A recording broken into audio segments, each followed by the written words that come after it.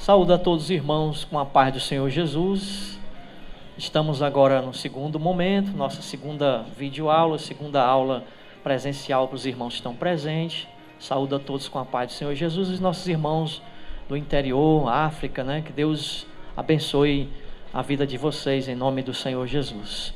Queridos irmãos, nós vamos falar hoje sobre a fé da Gileade, Eu creio que eu não falarei nada novo, porque a fé da Gileade, ela existe desde 2007, Nós definimos isso em credo e definimos também isso em estatuto, alguns pontos teológicos.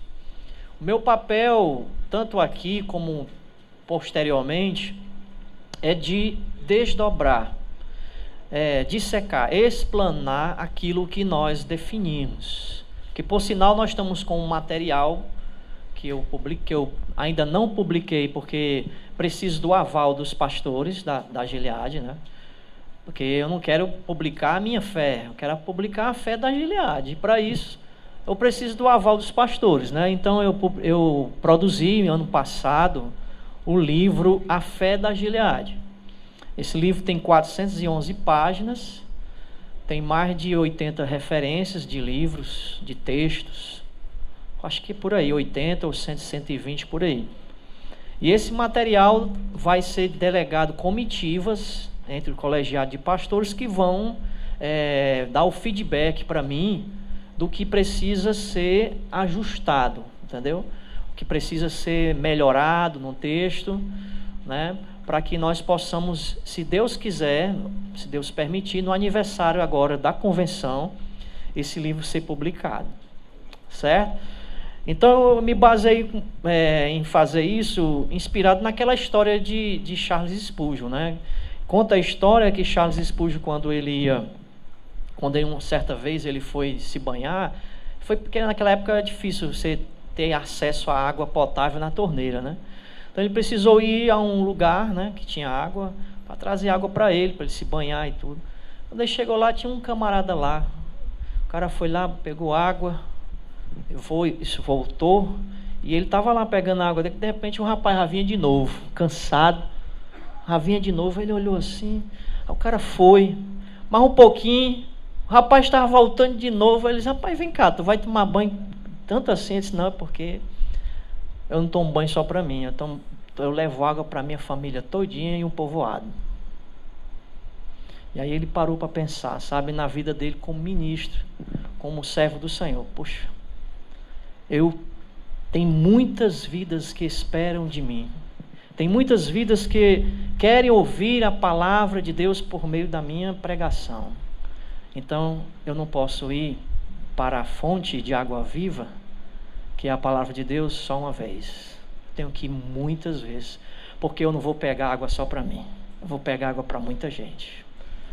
Então o nosso objetivo, de produzir esse material foi pensando em vocês, pensando nos filhos de vocês, pensando nas gerações posteriores da Gileade, para que nós possamos ter uma definição doutrinária, não apenas de um tópico, porque nosso credo, você vai ver aí, é bem sucinto. São tópicos, são 14 tópicos, Mas não tem uma explicação teológica sobre esses tópicos. Não existe uma explanação, porque existem os detalhes, Existem os porquês que surgem nas entrelinhas desses tópicos, que nesses 10 anos nunca se falou. Então a minha preocupação em produzir esse material está nisso, De que nós possamos deixar para a posteridade um conteúdo exaustivo, um conteúdo em que as pessoas não venham ter dúvidas sobre as afirmações que estão lá. Não venham imaginar coisas que não foi isso que, quando nos sentamos para fazer, pensamos. E para evitar isso, nós precisamos ser mais claros e ser mais detalhados naquelas afirmações, Então, nós estamos aqui para isso. Hoje, não é claro que a gente não vai falar o livro aqui para vocês, mas a gente dá o pontapé inicial, tá certo? Mostrando para todos os irmãos presentes e os irmãos de videoaula a fé da Gileade. Amém? Eu gostaria de começar com a citação bíblica de Jesus, quando ele fala com os discípulos, lá em Mateus 16, no versículo 16, no contexto, ele fica perguntando aos discípulos o que eles pensam sobre Jesus. Mateus 16, o que é que eles dizem, né, a seu respeito? Primeiro ele pergunta o que é que as pessoas dizem a respeito dele. Eles, então uns dizem que tu é Elias, outros dizem que tu é um profeta. E ele diz, mas vocês? E aí, irmãos, Pedro se destaca nesse momento, fazendo uma confissão de fé. E é daí onde nós nos baseamos a fé da Gileade. E qualquer fé de uma igreja evangélica, ela nasce de um relacionamento com Cristo, de um relacionamento com o Deus da palavra, de um relacionamento com a revelação divina. E no relacionamento com essa revelação divina, vem naturalmente uma confissão. Certo? Que não foi diferente com Pedro e nem com a gente aqui na Gileade.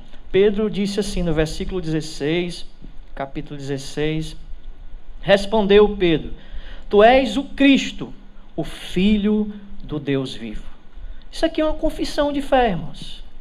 Produto de um relacionamento, produto de um contato com a revelação de Deus. Então nós, como membros da Gileade, nós temos um contato com essa palavra que se fez carne, que habitou entre nós, e ela é narrada, essa palavra, por meio dos seus apóstolos, nos evangelhos, no livro de Atos e nas epístolas.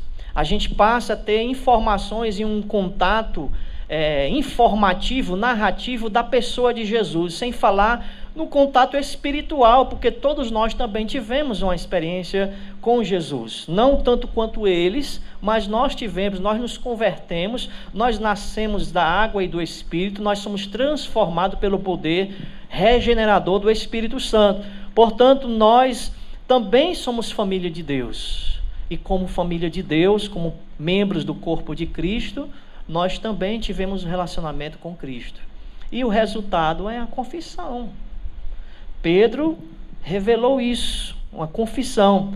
O apóstolo Paulo, quando ele vai falar sobre isso, da palavra da fé que eles têm pregado, irmãos, nós temos pregado a palavra da fé, essa é a palavra da fé que nós temos manifestado, lá em Romanos capítulo 10. Aí quando chega no versículo 9, ele vai mostrar que essa mensagem, ela precisa de uma confissão.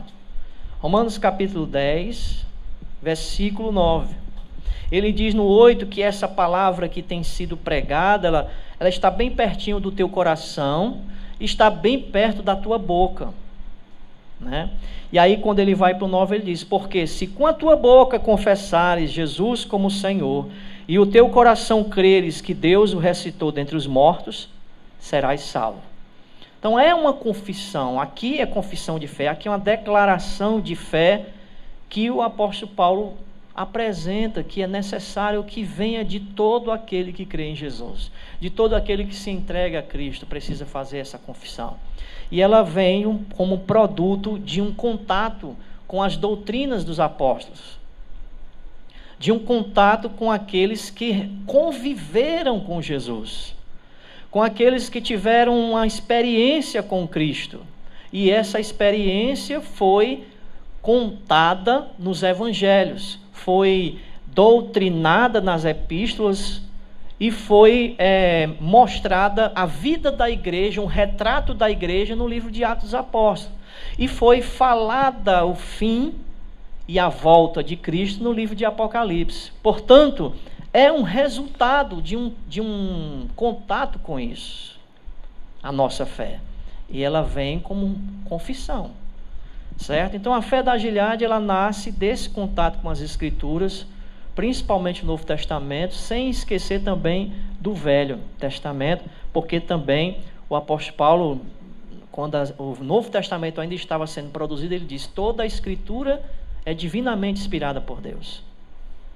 E ali naquele momento, quem dominava como toda a Escritura na afirmação dele, era o Velho Testamento. Portanto, também é a palavra de Deus, e é fruto do nosso relacionamento e convivência devocional e leitura dessa palavra.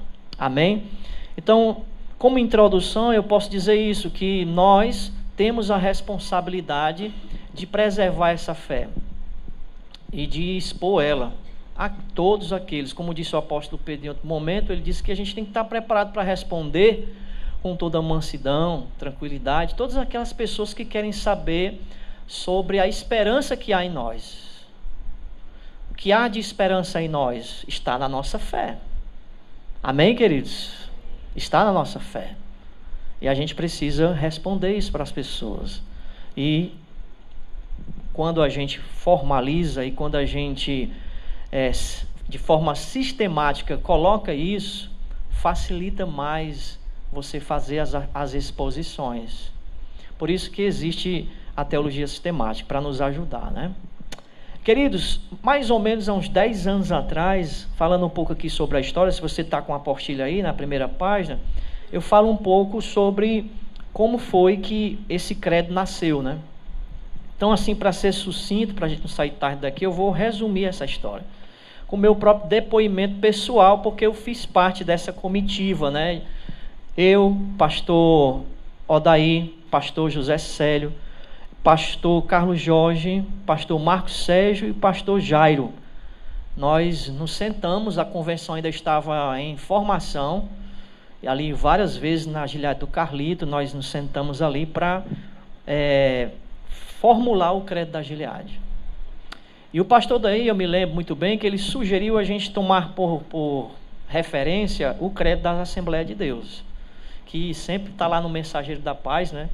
E que também a Assembleia de Deus demorou muito, né, para dissecar, explanar aquilo ali. Só agora, ano passado, foi produzida a declaração de fé da Assembleia de Deus, 100 anos depois. E a gente, para não ter mesma dificuldade, né, porque 100 anos não são 100 dias, a gente agora, com 10 anos, já está produzindo esse material. Certo? Para evitar aí contrapé, desentendimentos teológicos e, enfim, promover a unidade da Gileade, né, enquanto é tempo, né, porque 10 anos dá para a gente trabalhar isso, tá certo? E aí a gente pegou esse Cremos, que ficava no Mensageiro da Paz da Assembleia de Deus, no jornal antigo da Assembleia de Deus, e a gente começou a estudar aquele material, e a gente viu, precisou pontuar algumas coisas, melhorar não, um texto muito bom já por natureza, mas a gente quis fortalecer o primeiro ponto, porque o primeiro ponto ele fala sobre os atributos de Deus, sobre quem Deus é, e mais ele era, no da Assembleia de Deus, ele é muito sucinto, e nós tivemos um problema muito sério antes do nosso surgimento da Igreja Cristã Gileade, com essa doutrina de negar os atributos de Deus, de discordar da presciência divina. Então a gente quis ser mais preciso nessa questão para esse problema, essa heresia não se repetir no futuro. Então a gente foi mais detalhados no primeiro ponto, e o resto, os outros, a gente deu apenas algum esclarecimento um pouco mais detalhado. Mas ele ficou muito sucinto, e a gente tinha que cumprir a missão, né, irmão? De numa reunião de líderes, reunião ordinária que aconteceu ali na Gileade José Valdo, nós ali os pastores, e nós aprovamos esse credo. Esse credo ele passou rapidamente por e-mail para todos os pastores, depois veio fazer parte do site da convenção, do blog da convenção, que o blog foi feito primeiro, né, que é convençãogileade.blogspot.com. Depois a gente criou, está com 2 anos, o site, que é igrejagileade.com. E aí esse credo passou para os sites, para o blog, por e-mail, e também nos documentos das igrejas locais, né? Passou a existir, né? Por exemplo, da nossa congregação, lá em Herolândia, a gente registrou ele dentro do regimento interno, no dia 10 de setembro de 2007. Então, é um documento que ele não... É um texto que virou documento, né? Para ser melhor. É um texto que virou documento. Então, ele é um documento, e eu tinha que falar isso para os irmãos, que não é algo que a gente está inventando agora e trazendo para os irmãos, né? É algo que já está decidido há 10 anos atrás, e a minha missão aqui é de esclarecer, de aprofundar, e nesse livro, que se Deus quiser chegar nas mãos de vocês, vocês vão ter o prazer, né, de conhecer melhor a nossa fé de maneira mais detalhada. Amém? Vamos para a próxima página, citações teológicas do Estatuto. Certo? Eu me preocupei em pontuar algumas citações importantes do nosso Estatuto, da Convenção, e que, por sinal, no primeiro Estatuto das Igrejas Locais, foi primeiro feito, depois que foi feito da Convenção, porque as igrejas nasceram primeiro, e depois que a Convenção veio, todos eles também têm essas citações. Não sei nos aditivos depois, né? Mas nos primeiros tá tudo lá, certo? Então vamos lá, primeira citação, somos uma igreja, essa aqui é uma conclusão que eu faço da citação, certo? Somos uma igreja trinitariana, certo? Em nosso estatuto professamos firmar nossa crença, está escrito no estatuto, né? No único Deus, eternamente subsistente em 3 pessoas, Pai, Filho e Espírito Santo. Tá certo? Isso faremos menção no credo. Queridos, negar a Trindade é negar a natureza de Deus. Negar a Trindade é negar o caráter de Deus. Porque vamos pegar o resumo da natureza de Deus. Deus é soberano. É um resumo. Porque você não pode pegar um ser que é onipotente, onipresente, onisciente, que a tudo domina, que conhece tudo, que é atemporal, existe antes do tempo existir, e você dizer que ele não é soberano. Então Deus é soberano. Sua natureza, ele é soberano. A soberania resume a sua natureza. E o seu caráter? Qual é o atributo moral que mais podemos colocar aqui como resumo do seu caráter? Deus é amor. Então, quando você pega soberania e amor, não tem como você negar a Trindade. Porque vamos pegar soberania. Como é que, se um ser ele é apenas unipessoal, ou seja, ele é uma única pessoa, certo? Como ele pode ser um ser que tem domínio sobre tudo? Como ele tem autossuficiência? Como? Porque ele precisa de outro para se relacionar. Então a soberania de Deus fica comprometida. Porque se ele precisa de alguém para se relacionar, então ele não é autossuficiente. No caráter, no seu amor, Deus é amor. A Bíblia não diz que Deus seria amor. Quando ele criasse as criaturas, e aí ele passaria a se relacionar com elas, e ali ele poderia amá-las. E aí ele finalmente ia ter um amor. Não. Deus é amor antes de tudo. Deus é amor desde a eternidade. E para ele ser amor desde a eternidade, ele precisa ser mais do que uma pessoa. São 3 pessoas se amando eternamente. E quando uma dessas pessoas é enviada aqui para a terra, lá no Rio Jordão, ele está lá sendo batizado por João Batista, a primeira pessoa diz assim: este é meu filho, amor, que Deus ama desde a eternidade. Então negar a Trindade, querido, é negar o caráter de Deus. É você dizer que Deus só passou a amar depois, porque se ele é uma pessoa só, então ele precisa de outra para ter amor. Se ele é um solitário, barbudinho, né, lá no céu, né, e teve que fazer pessoas para poder ter uma companhia e poder se relacionar, então ele não é nem autossuficiente e nem pôde realmente amar desde a eternidade. Por isso que nós somos uma igreja trinitariana. Amém? Somos uma igreja do livro sagrado. Irmãos, nós somos o povo que tem o livro da capa preta. Não é assim que o pessoal chamava nas antigas? Aí, os irmãos das antigas aí estão entendendo o que eu estou falando, né? Nós somos o povo do livro da capa preta, irmãos. E isso não vai mudar. Jamais, até Jesus voltar. Amém, pastores? Amém, ministro? Amém, vocacionados? Em nome de Jesus. Nós somos o povo do livro, irmãos. Então, como é que a gente pode ser o povo do livro o povo da palavra se o púlpito não tem palavra?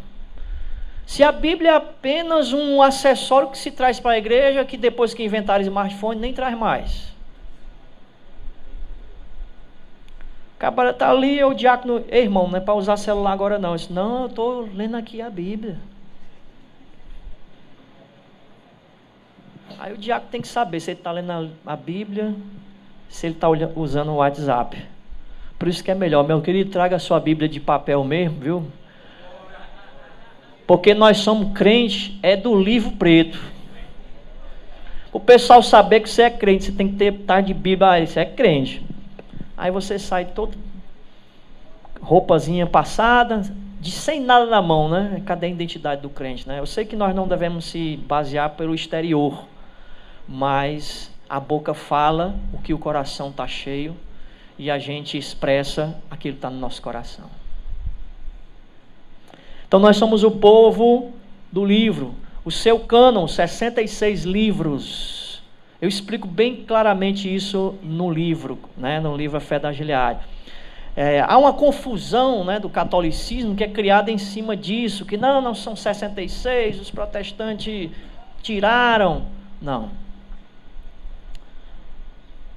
Esses livros são baseados pela Bíblia hebraica, que a Igreja Católica chama de protocanônicos.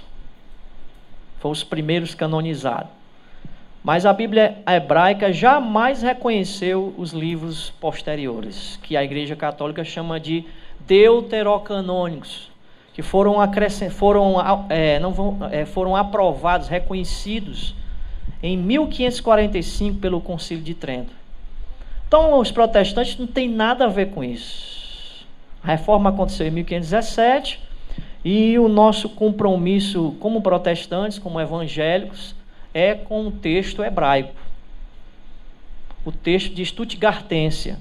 É esse texto que a gente se baseia e nele não consta os livros apócrifos. Se você pegar uma Bíblia judaica, você não vai encontrar Baruque, você não vai encontrar Macabeus, você não vai.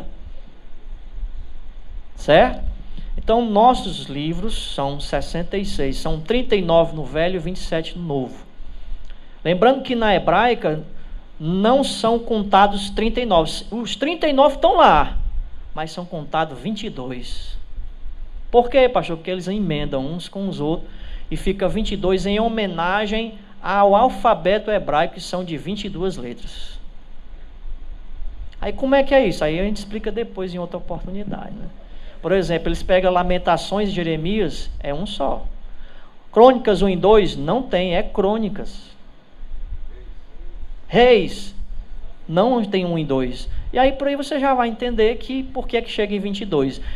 Flávio Joséfos vai falar em 24, porque houve algumas divergências com o livro de Salomão, aquele que ele fala do Cantares. Houve alguma discordância no cânon em relação ao livro de Cantares, por ser um livro muito caliente, né? E aí demorou um pouquinho para... Flávio Joséfo, ele fala em 24.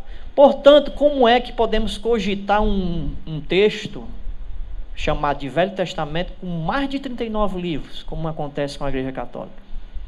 É complicado. Se na hebraica é 22, 24, a gente tem 39, fica um pouco distante, imagine isso. Por que isso acontece? Porque os apócrifos, que é o nome certo que é dado a esses livros da Igreja Católica, eles não constam num cânon judaico. Certo? A igreja discutiu séculos e séculos, não havia unanimidade entre os papas e nem entre os cardeais, não havia. Só em 1545 que veio a estabelecer isso como um movimento de contra-reforma. Certo? Portanto, nossa fé na Igreja Gileade são 66 livros. Nada mais, nem nada menos. Somos uma igreja de particularismo cristão. O que é isso, pastor? Em nosso estatuto nós professamos crer em Jesus Cristo, o único Salvador e único mediador. Acabou-se. Jesus é o caminho, a verdade e a vida. Ninguém vem ao Pai se não for por Ele.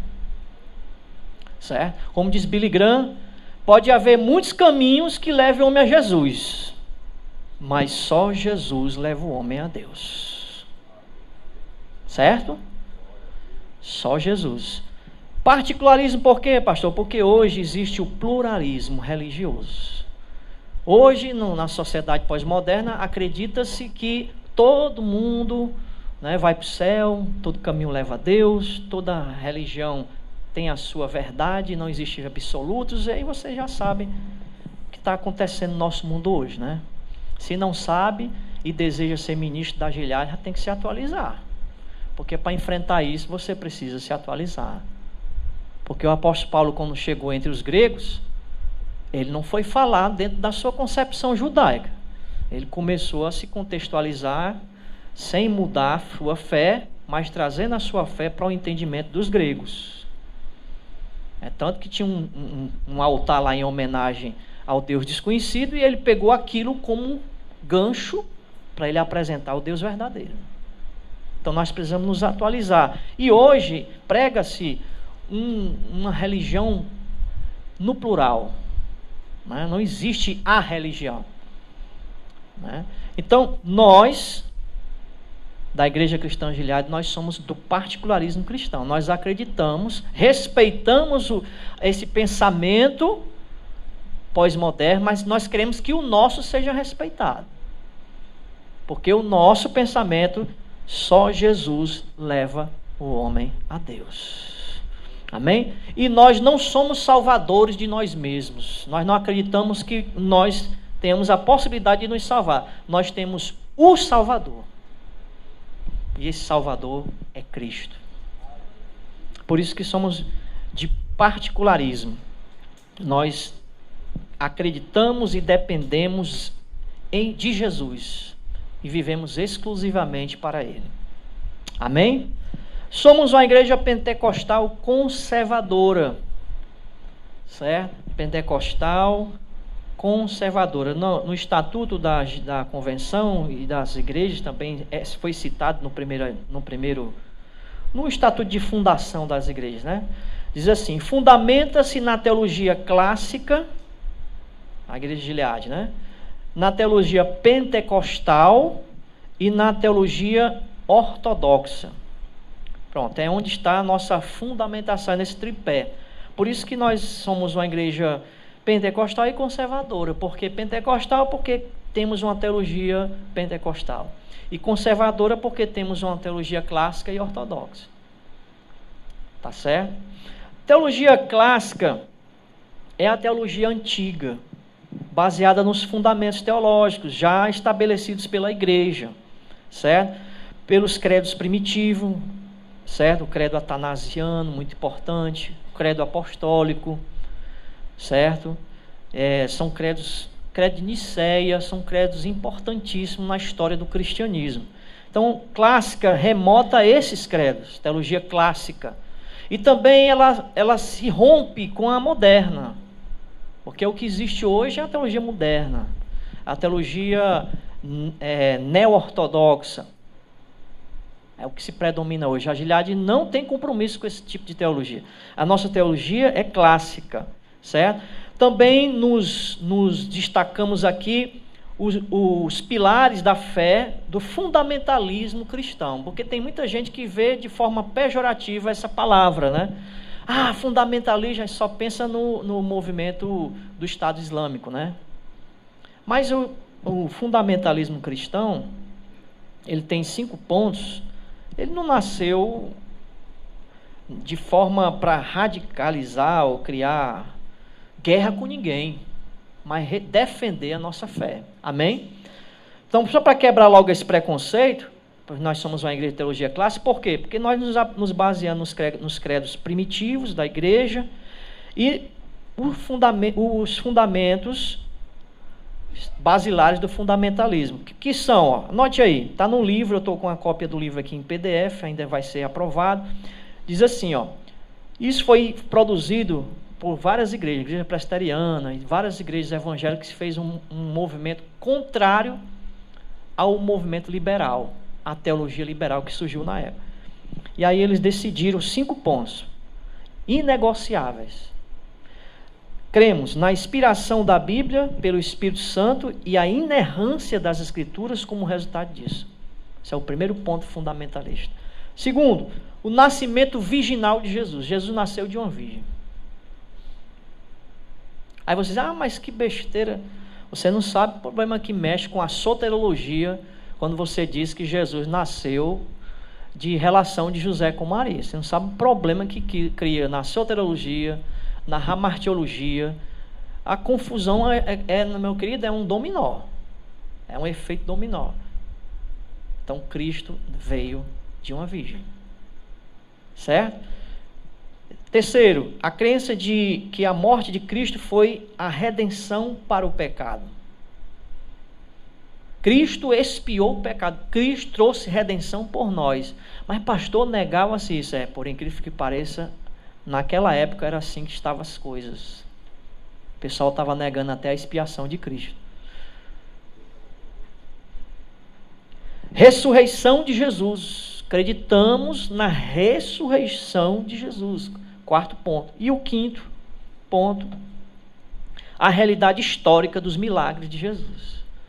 Porque Bultmann começou a questionar isso, né? Ele começou a dizer que tudo que estava no Evangelho não passava de mito.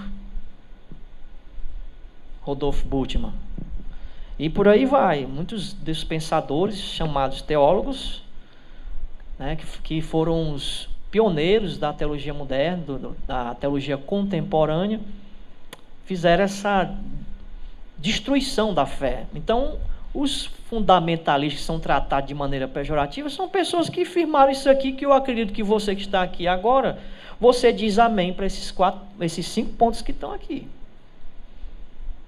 Porque se você não diz amém para esses 5 pontos daqui, está difícil de ser uma igreja cristã Gileade que tem teologia clássica, que tem teologia ortodoxa. Porque a ortodoxia, ela tem uma referência, como ponto de referência, os 5 pontos do fundamentalismo. Certo? Os pilares da reforma, as 5 solas: somente Cristo, somente a fé, só Deus a glória, só a graça. Entendeu? Só as escrituras. Os 5 pontos da reforma protestante é muito importante na nossa afirmação quando dizemos que somos uma igreja de teologia ortodoxa, que somos uma igreja de teologia clássica. Certo? E aquilo que foi descrito, explanado, batido pela teologia sistemática por meio de nomes muito importantes, né, que a gente tem na nossa, vamos dizer, na nossa biblioteca pessoal, né?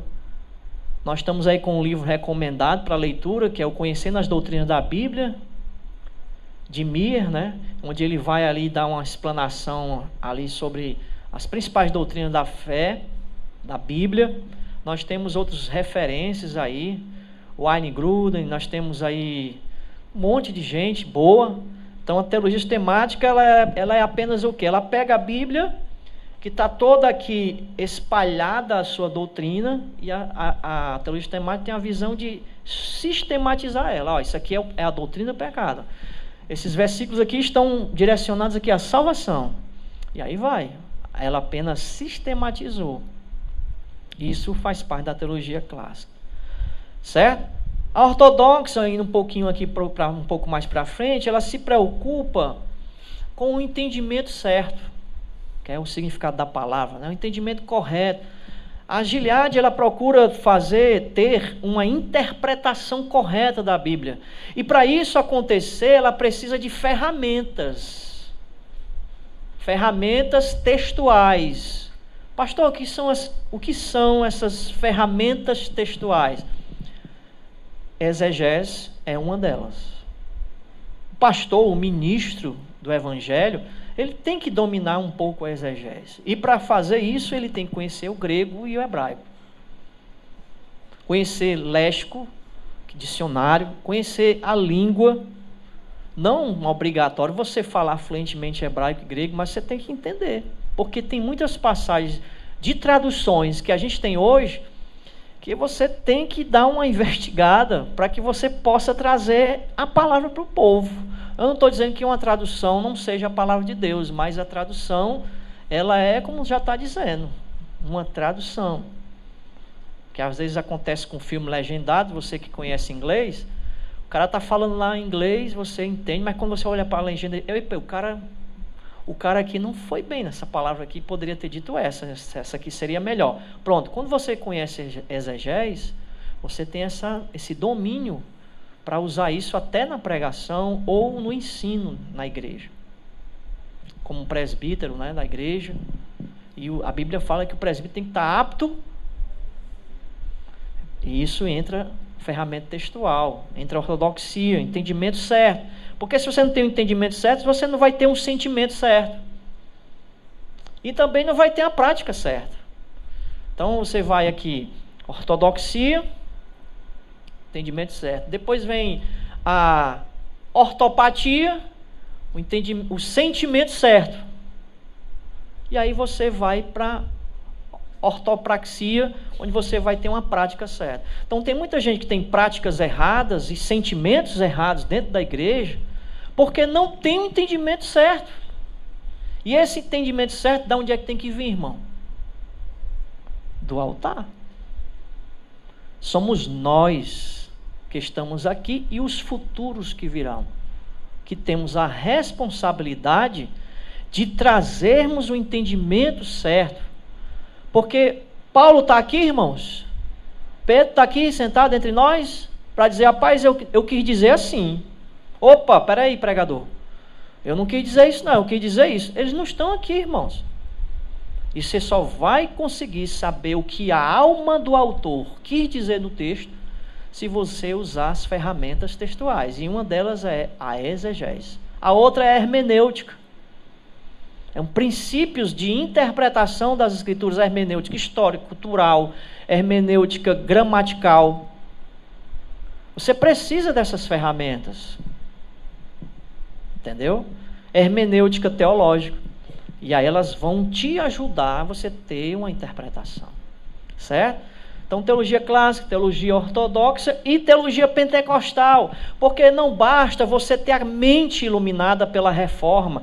Não basta você ter só a mente iluminada as verdades da graça. Você tem que ter coração pegando fogo.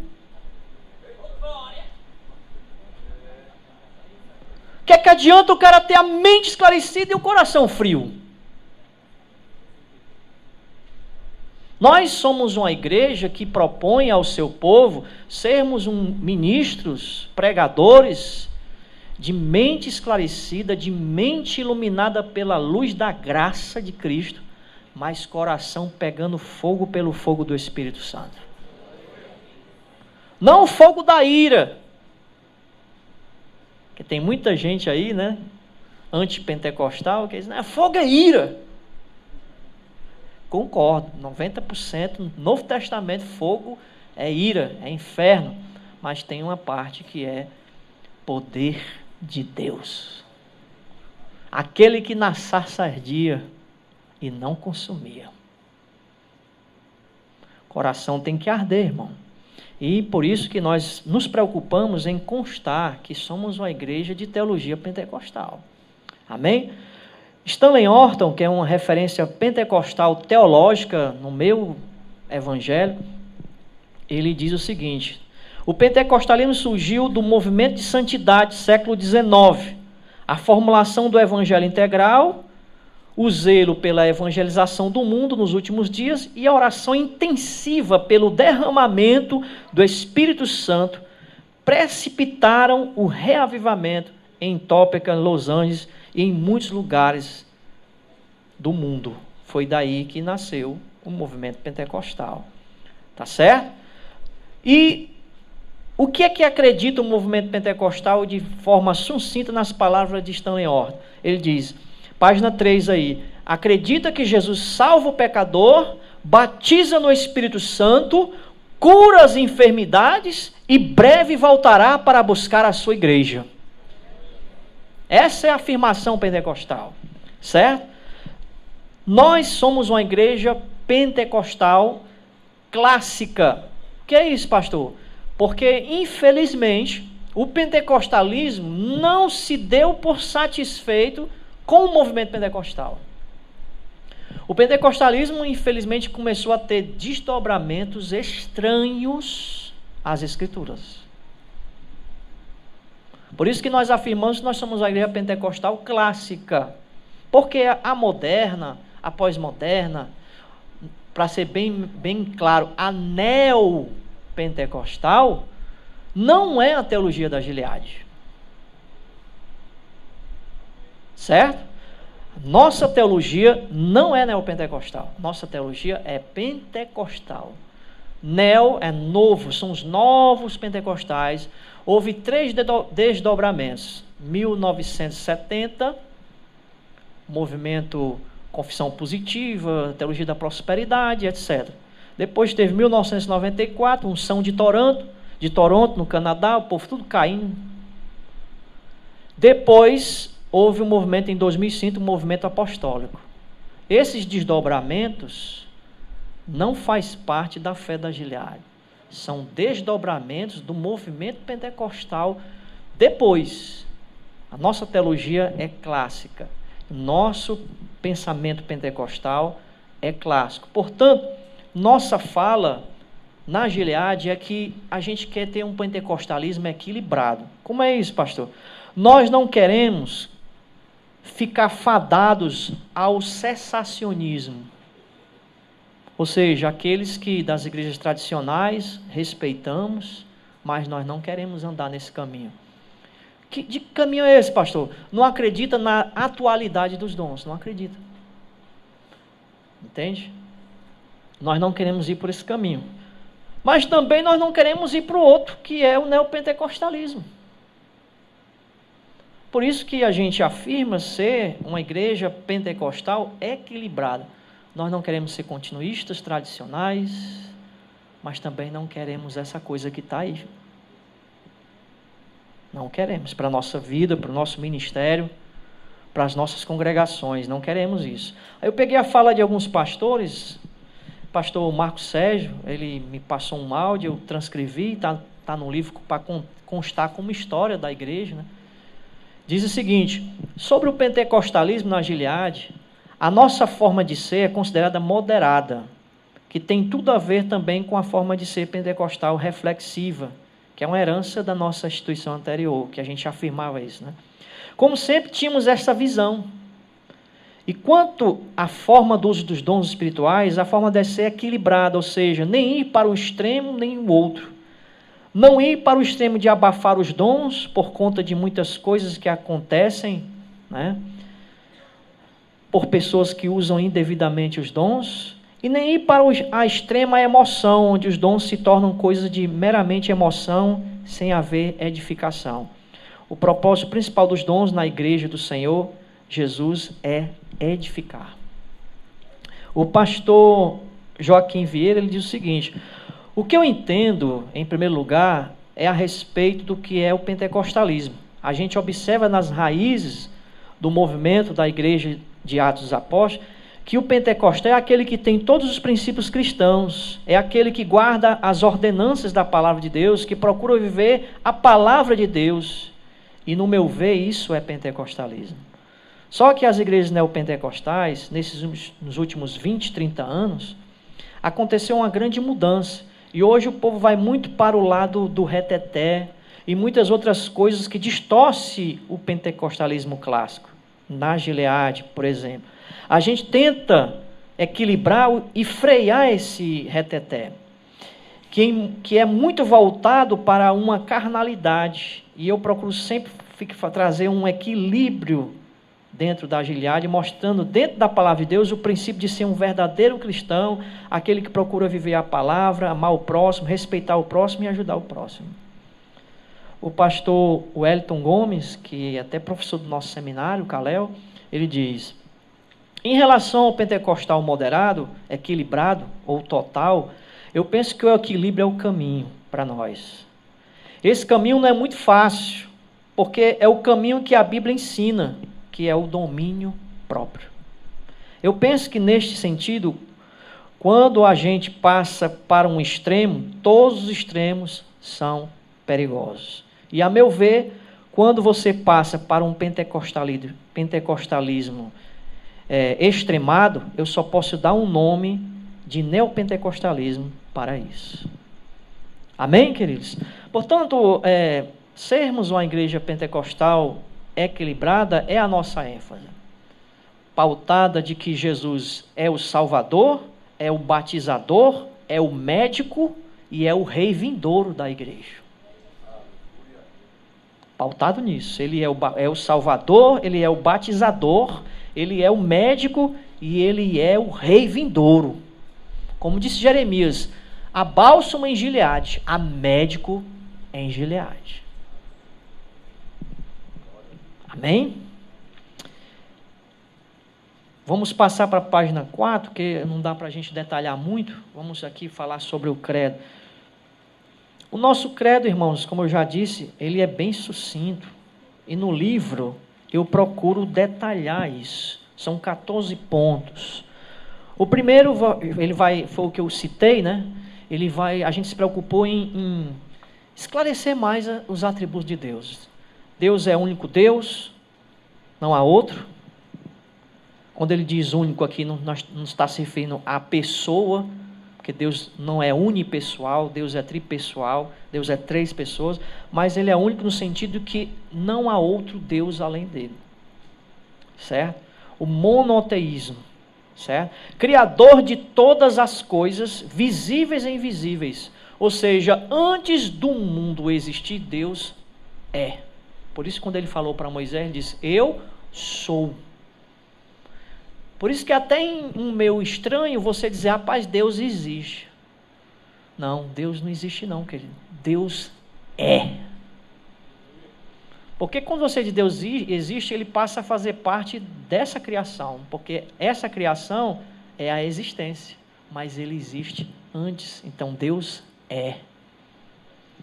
Amém? Ele é atemporal, ele existe antes do tempo, ele é ilimitado, ele é imaterial, ele existe antes dessas coisas. E o universo é formado disso. O universo é formado de tempo, o universo é formado de matéria e de espaço. Tempo, espaço, matéria. E Deus é antes dessas coisas. Foi ele que criou isso. Portanto, mensurar Deus é uma tentativa fracassada para qualquer um de nós. Mensurar Deus. O que nós podemos fazer é pegar, como diz o apóstolo Paulo, o que agora vemos, o que agora sabemos é como se vendo num espelho quebrado. Mas quando vier o que é perfeito, então o conheceremos plenamente. O que a gente pode fazer é pegar essa pontinha aqui do iceberg, chamada Bíblia Sagrada, que é só a ponta de quem é Deus, e a gente se basear em alguma coisa sobre o que diz aqui nesse livro.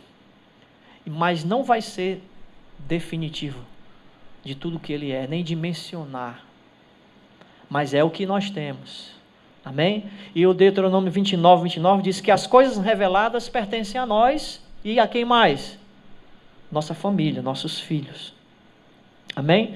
E as coisas não reveladas pertencem ao Senhor. Então, o que nós não sabemos sobre Deus, não adianta a gente ficar fazendo aqui uma teodiceia, se aventurar a inventar teologia. Não. Se baseamos naquilo que a palavra de Deus nos revela. Somente. Sola Escritura. Somente a Escritura para nós é o suficiente para trabalhar o nosso caráter, nossa conduta, nossas igrejas, nosso ministério, nossa vida. É o suficiente. Quando vier o que é perfeito, aí, irmãos, a gente vai ter uma plenitude muito maior e imensurável. Enquanto esse dia não chega, precisamos entender essas afirmações que fazemos no credo. Amém?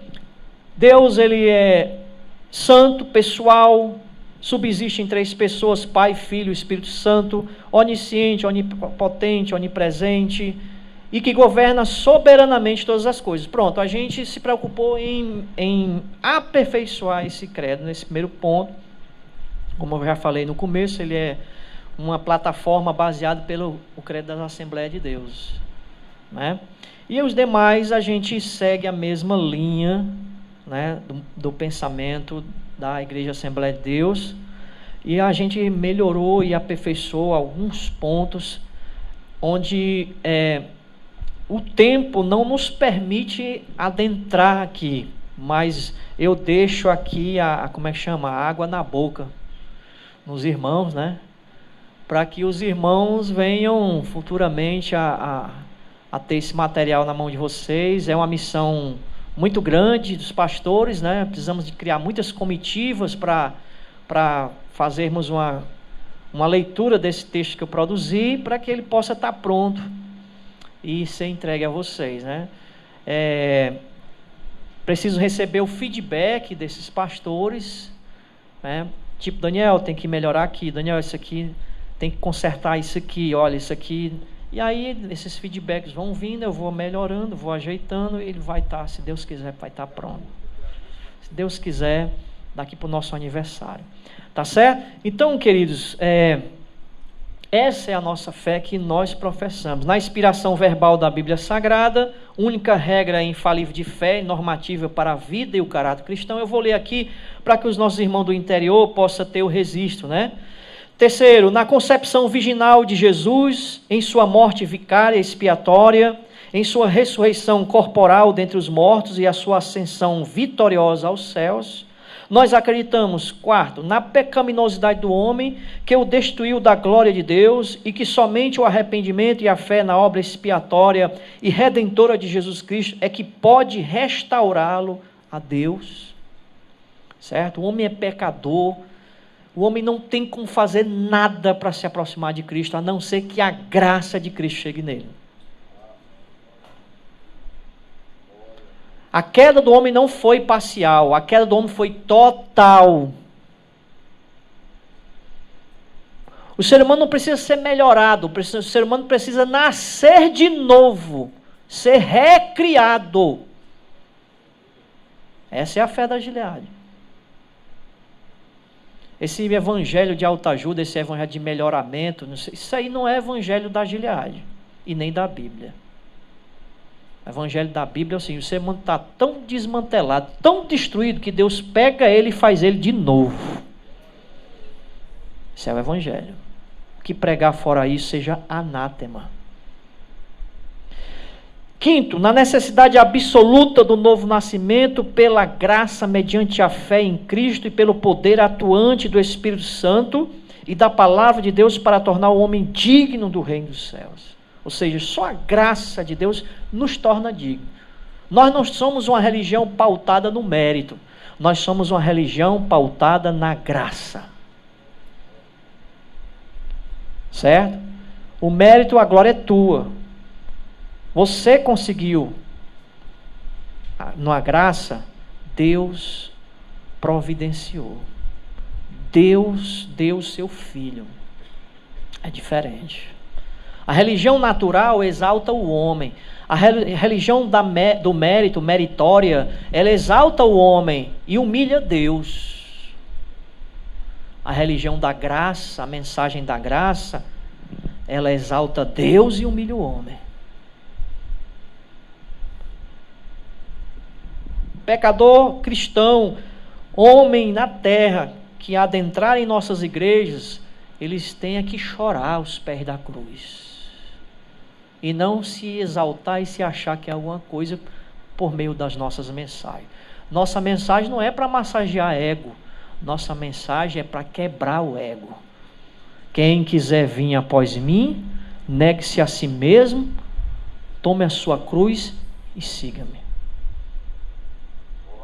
Essa é a nossa portaria.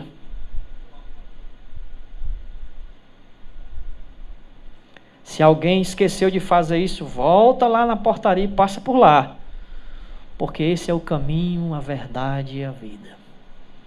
Porque esse é o estreito caminho e apertado que conduz à vida eterna. O perdão dos pecados, sexto ponto, a salvação presente e perfeita na eterna justificação da alma, recebidos gratuitamente de Deus pela fé no sacrifício efetuado por Jesus Cristo em nosso favor. A justificação aqui, a doutrina da justificação está muito clara nessa afirmação. Justificação pela fé por meio de Cristo. No batismo bíblico, efetuado por imersão do corpo inteiro em uma só vez em águas, em nome do Pai, do Filho e do Espírito Santo, conforme determinou o Senhor Jesus Cristo, e na Santa Ceia, como ato memorial de sua morte. Nós cremos nessas duas ordenanças. Acreditamos. E o batismo por imersão, porque a palavra batismo no grego é imersão. E todo mundo da igreja primitiva batizou por imersão. E o batismo por aspersão apareceu posteriormente por necessidades de saúde das pessoas, por conveniência, mas não por cumprimento. Mas nós não temos a intenção de criar aqui um cisma com os nossos amigos das nossas igrejas co-irmãs. Mas entendemos que a imersão é um mergulho inteiro, pela simbologia que é o batismo, porque você está sendo sepultado, e ninguém sepulta ninguém jogando areia na cabeça dele, né? Tem que cavar e enterrar, certo? Quer morrer o velho homem, morreu, nasceu, isso é simbolizado na imersão.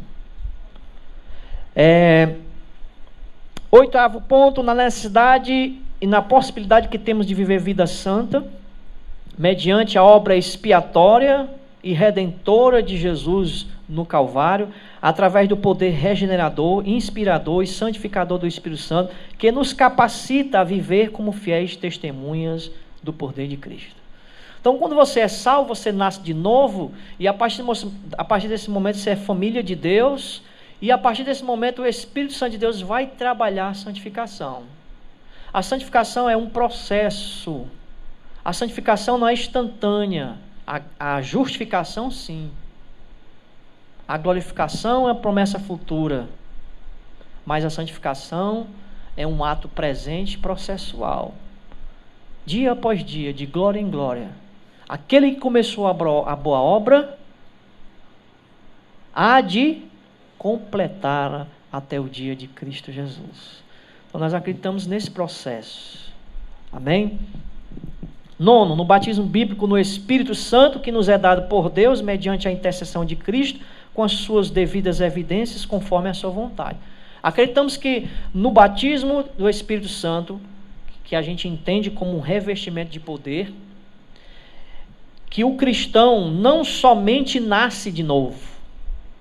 Nós acreditamos que ele tem uma experiência com o poder do Espírito Santo na vida dele. Certo? E essa experiência ela passa a ter evidências, nas quais o próprio Pedro, num dia de Pentecostes, relatou, né? Citou Joel 2:28, fala de sonhos, visões. Os próprios discípulos naquele momento falaram em línguas, né? Na experiência dos irmãos lá na casa de Cornélio, profetizaram. Então são várias as evidências. Nós não engessamos aqui que a evidência seja as línguas, mas acreditamos que pode ser qualquer uma delas. Sonho, visão, revelação, profecia, tudo isso pode ser caracterizado como evidência do enchimento, do derramamento do poder do Espírito Santo, do revestimento de poder na vida do cristão. 10º, na atualidade dos dons espirituais, aqui nós provamos que somos continuistas, ou seja, nós acreditamos na continuidade dos dons. Por isso que nós afirmamos que somos uma igreja pentecostal equilibrada. Nós não queremos ser nem cessacionistas, de que dizer que os dons cessarem, nem neopentecostais, de transformar o pentecostalismo do jeito que está hoje. Não é isso que queremos para nós. 11. Na segunda vinda pessoal de Cristo, em duas fases distintas. Primeira, invisível ao mundo para arrebatar a sua igreja fiel da terra. Segunda, visível e corporal, com a sua igreja glorificada para reinar sobre o mundo durante 1000 anos. Por aqui, irmão, quem entende teologia sabe que, lendo isso aqui, a fé da Gileade é uma igreja dispensacionalista. É uma igreja pré-milenista, pré-tribulacional. Você lê isso aqui e dizer que não é muito difícil. Certo? Então nós acreditamos que o arrebatamento da igreja ocorre antes da tribulação. E esse momento, arrebatamento, é ir. Né? Como eu até brinco com alguns amigos meus, eu respeito os outros pensamentos, todos nós respeitamos, somos amigos de vários pastores de outras denominações. Mas para mim, arrebatamento que vai e volta é bumerangue. Para mim é bumerangue, vai e volta, que é isso? Jesus vem chegando, aí tu vai subindo, não, vamos voltar, peraí, que agora eu vou governar sobre a terra. Que é isso? Nós não cremos no arrebatamento bumerangue. Nós cremos que arrebatamento é ir, meu amigo. Para onde, pastor? Para os ares, ao encontro do Senhor. E Paulo diz, estaremos lá para sempre. Arrebatamento é ir, meu amigo. Por isso que somos pré-milenistas, pré-tribulacional. Em outras palavras, somos dispensacionalistas. Estamos hoje na dispensação da graça, aguardamos a dispensação tribulacional. Nós não, né? Que a igreja vai ser tirada. O mundo aguarda. E depois a dispensação milenar, o reino de Cristo de 1000 anos. E depois a sétima dispensação, o descanso de Deus, a eternidade. 12. Que todos os cristãos comparecerão ante o tribunal de Cristo para receber recompensa de acordo com as obras praticadas por meio do corpo. Pronto, aqui fecha o ponto anterior. Ora, se haverá um arrebatamento da igreja no geral e para voltar, onde fica o tribunal de Cristo? Vai ser junto com o tribunal do mundo? O mundo ser julgado, nós somos julgados junto com eles? Dia de Cristo é o momento da igreja. Dia do Senhor é o momento do juízo de Deus. São 2 dias diferentes. Dia de Cristo, dia do Senhor. Interessante, esse dia do Senhor é num dia de 24 horas, porque para Deus não existe isso. Não é um dia de 24 horas. O dia do Senhor começa quando a igreja é arrebatada. É o dia do Senhor sobre a terra. E se estende até a eternidade, quando Ele vai estabelecer a eternidade. O fim do milênio é a eternidade. É o dia do Senhor. Agora, o dia de Cristo, só quem espera é crente que nasceu de novo. Porque nesse dia ele vai subir, vai se encontrar com o Senhor e vai prestar conta da sua vida, do seu ministério, daquilo que Jesus colocou nas suas mãos, daquilo que Deus deu a ele e daquilo que ele fez. Se realmente foi prata, se foi ouro, se foi pedras preciosas. Você já levou alguma topada na barra de ouro? Agora em palha, em madeira, a gente dá umas, né? Acontece por aí, né? Por que Paulo fala sobre essas coisas, né? Quando vai falar do tribunal de Cristo? Porque Deus, irmãos, valoriza aquilo que não estamos vendo. Talvez o que você faz para Deus, você diz, Deus não me vê. Esse meu trabalho é muito apagado, queridos. Tem muitos anônimos que lá no céu, as suas obras, ao passar pelo fogo, é ouro, prata e pedras. Então, não se conforme com qualquer coisa que aparece na sua frente. Pode ser madeira, pode ser palha.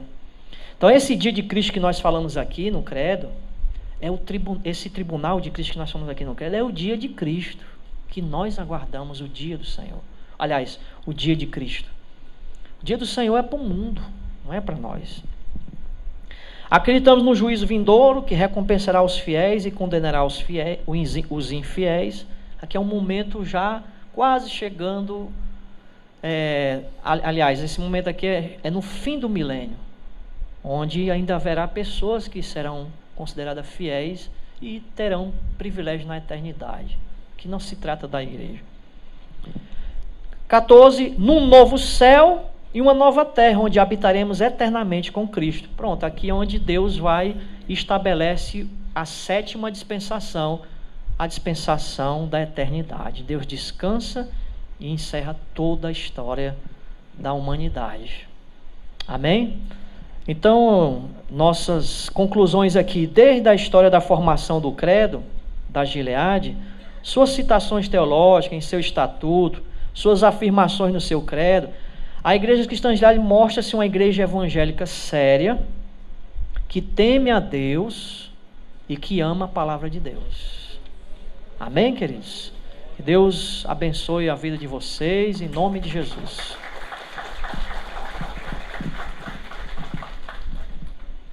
Amém, irmãos, a paz do Senhor Jesus.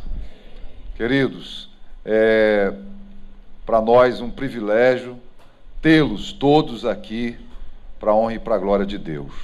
Eu fiquei aqui hoje só babando, né? Aí os dois primeiros módulos, foi muito bom. Vocês gostaram, pessoal? Amém? Muito bom, né?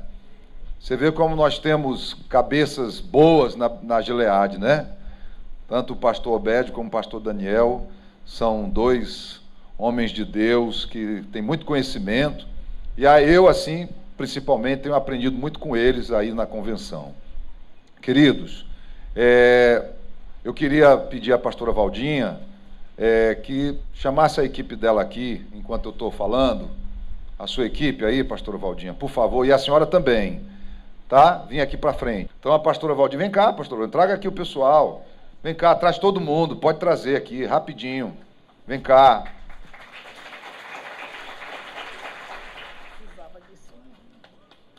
Não, ela está dizendo que não precisava disso não, mas precisava. Sabe por quê, pessoal? Vou dizer aqui uma coisa para vocês. A Cleide também está ali, merece. Vem cá, Cleide, vem. Vou dizer aqui uma coisa para vocês. Pessoal aqui toda da Granja Portugal, certo? E eles, não foi a pastora Valdinha não, eles chegaram para a pastora Valdinha e disseram o seguinte: pastora Valdinha, aonde é que vai ser o evento da convenção? Aí a pastora Valdinha disse: nós estamos tentando aquele colégio lá e tal. Aí disse: porque nós queremos ir lá trabalhar, e se oferecer para trabalhar aqui. Eles se ofereceram para trabalhar aqui. Entendeu? Então, queridos, queria agradecer a vocês, a essa batalhadora aqui também, guerreira aqui de Jesus, que nos ajudou pra caramba mesmo, tem me ajudado muito.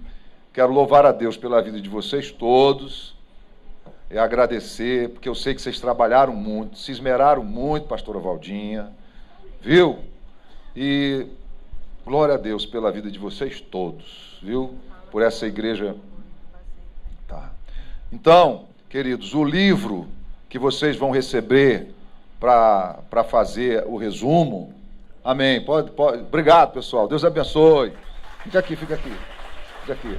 O livro que vocês vão receber para fazer o resumo vai ser na próxima aula. Então vocês vão ter junho, julho, agosto e setembro para fazer esse resumo desse livro que nós vamos passar para vocês, tá? Deixa eu dar uma notícia aqui.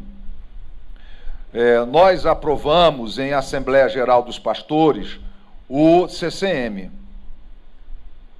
Mas tem um critériozinho do CCM que vai ser colocado em votação na próxima Assembleia Geral que nós vamos fazer no dia 9.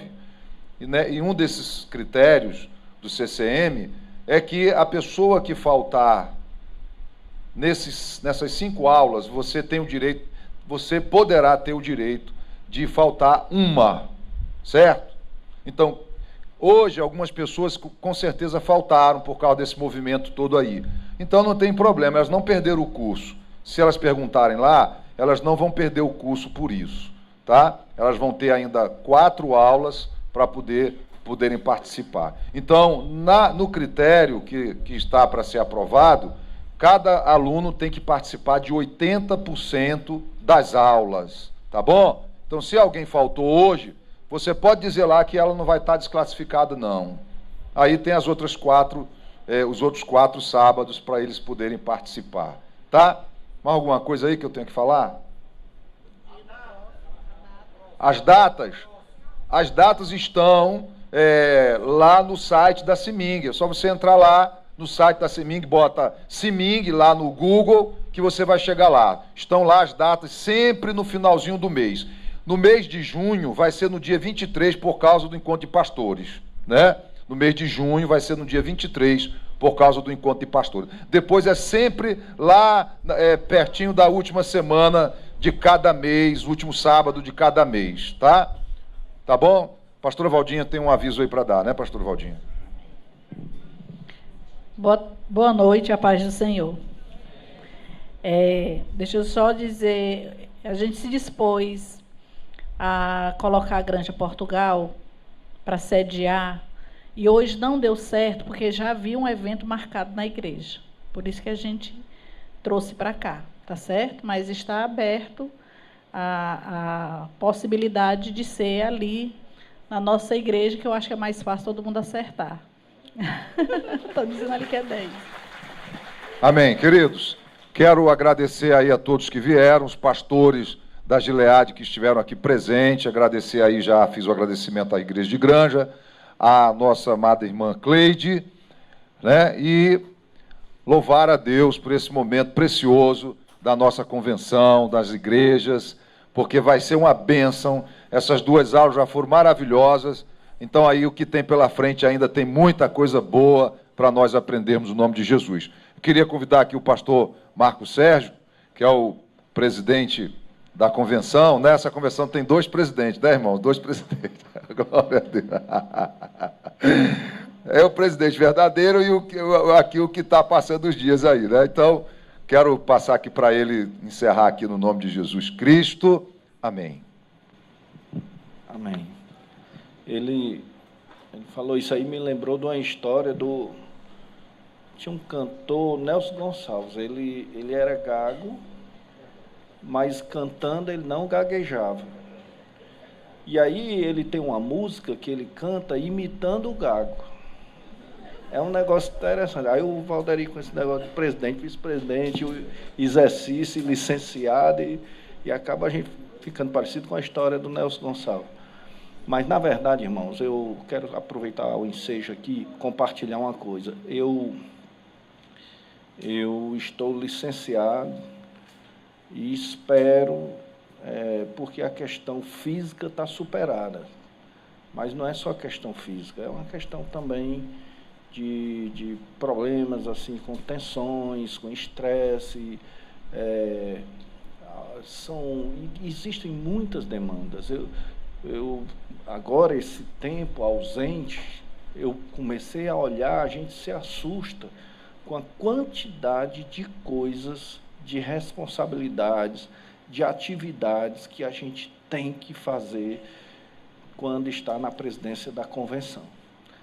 Quem não está diretamente ligado a isso, lá no dia a dia, não tem ideia. O pastor Valderi hoje tem essa ideia, não tem? Pelo menos a ideia já chegou, mas aí vem cada vez mais presente essa ideia e as demandas. Então, eu não me vejo, né, em condições de, pelo menos a curto prazo, e nós vamos ter eleição em outubro, e com certeza nós vamos ter que ter um novo presidente, isso aí é fato, mas daqui até lá, eu particularmente, não quero me alongar aqui, mas da parte de Deus mesmo, da parte de Deus eu entendi que esse tempo não é para mim, esse tempo é para o pastor Valderi dar prosseguimento. Né? Eu vou mostrar para ele, eu tenho um negócio ali que eu quero que ele veja, é o tempo para ele, e é assim a obra de Deus, e ele é testemunha. Deus sabe todas as coisas. Há quase 2 anos atrás, eu conversei com o pastor Valderi, que ele toda a vida ficava como segundo tesoureiro, ele estava trabalhando no banco, aí ficava como segundo tesoureiro, nas eleições ele ficava na diretoria. Eu disse, pastor, não queira ficar na diretoria, você vai entender por quê. Aí ele disse, mas você precisa participar do conselho um tempo. Você precisa começar a ter uma visão, e é o que eu continuo dizendo, todos os pastores, seria importante, eu não concordo que haja uma renovação 100%, porque a maturidade e a jovialidade, elas precisam estar ali, lado a lado, desenvolvendo, e uns passando experiência para os outros. Mas todos os pastores, seria bom que todos tivessem a oportunidade de passar pelo conselho, porque você está lá no fim de tudo. Todas as demandas vão chegar ali. Todas as experiências ministeriais que um pastor pode chegar a ter, ele tem ali. Então, eu sugeri que ele esperasse, porque se de repente ele fosse voltado para ficar no conselho, ele participaria do conselho. E com certeza ele ia ter grandes experiências ali. E assim, uma coisa é pastorear uma igreja, outra coisa é fazer parte do conselho. Vai ainda além. Conselho de ministros e igrejas, né? Então ele ficou lá, tal, foi não só ao conselho, mas também foi como vice-presidente. E Deus sabe todas as coisas. E se tem uma pessoa que eu admiro muito, uma vez eu fui criticado porque eu preguei sobre Barnabé, e depois da minha pregação sobre Barnabé, aí entrou um pastor que na época era da Assembleia, mas hoje é da Gileade, e ele quis desmanchar tudo que eu preguei. Ele foi querer dizer que importante era Paulo, como se Barnabé não tivesse seu valor. Mas Barnabé, irmão, se você, com poucas palavras que tem na Bíblia sobre Barnabé, mostra o quanto Barnabé tinha suas virtudes. Barnabé, se você chega num certo ponto, chega lá, está lá sempre na Bíblia, Barnabé e Saulo, Barnabé e Saulo, Barnabé e Saulo. Aí chega numa hora que o procônsul Sérgio está sendo evangelizado, e nessa hora tem lá um adivinhador, né, que quer interromper, quer prejudicar uma possível conversão daquele procônsul, ele recebeu o evangelho. Aí entra nessa hora, de repente, com ousadia, com autoridade, Saulo se levanta e vai de encontro e vai agindo ali dentro, cheio do poder, da graça de Deus. E ali houve toda uma ação de Saulo, que a partir daquela passagem, o nome dele muda de Saulo para Paulo, e a partir daquele texto ali, daquele ponto, você não vê mais na Bíblia dizendo Barnabé e Paulo, não diz Barnabé e Paulo, aliás, nem tem Barnabé e Saulo, mas depois que passa a ser Paulo, aí você vai ver Paulo e Barnabé, sempre. Isso não quer dizer muita coisa em termos de que todos eram homens de Deus e tinham suas virtudes, mas a questão é uma questão do que é para acontecer, do que Deus quer fazer, com quem Deus quer operar, aquele momento, um planta, outro rega, e Deus dá o crescimento, e é assim que a gente tem que ver. Então, nós não precisamos de ter briga, disputa, de coisas para querer uns prejudicar os outros, tá, gente, como é no mundo secular, puxando o tapete um do outro, prejudicando, destruindo, para querer ocupar o lugar do outro. Não, nós não precisamos disso, nós precisamos andar segundo a orientação do Espírito de Deus. E Deus sabe o melhor para nós, amém? Então, eu estou aqui como pastor licenciado.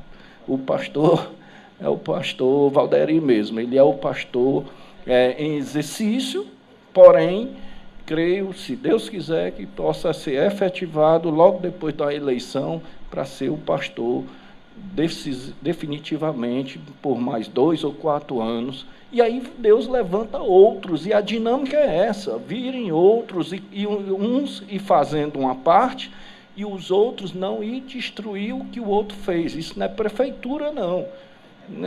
Isso não é coisa do secular, não. É obra de Deus. Amém? Então, vamos orar ao Senhor, vamos agradecer pelo dia de hoje, e agradecemos a pastora. Quero só pontuar uma coisa aqui. Eu olhei dali, vi aqui a pastora Valda, a equipe. Irmãos, eu creio que em algum momento nós vamos ter a oportunidade de ir fazer um agradecimento a toda a Gileade. Mas eu agradeço de todo o meu coração a muitas pessoas, todo o conselho, diretoria, esse pessoal andou junto sempre. Não estou me despedindo, não. Eu nasci de novo, agora que eu estou começando a viver. Então, não estou me despedindo, que eu vou partir já para a glória, não. Já fui lá e voltei, né? Mas a questão, irmãos, é porque que de fato, eu vou mandar um áudio aí, lá no túmulo de Lázaro, eu saindo de dentro do túmulo, e um pastor aqui da Gileade dizendo, Lázaro, sai para fora, e eu fui saindo, na hora que eu ia saindo, ele disse isso, sabe?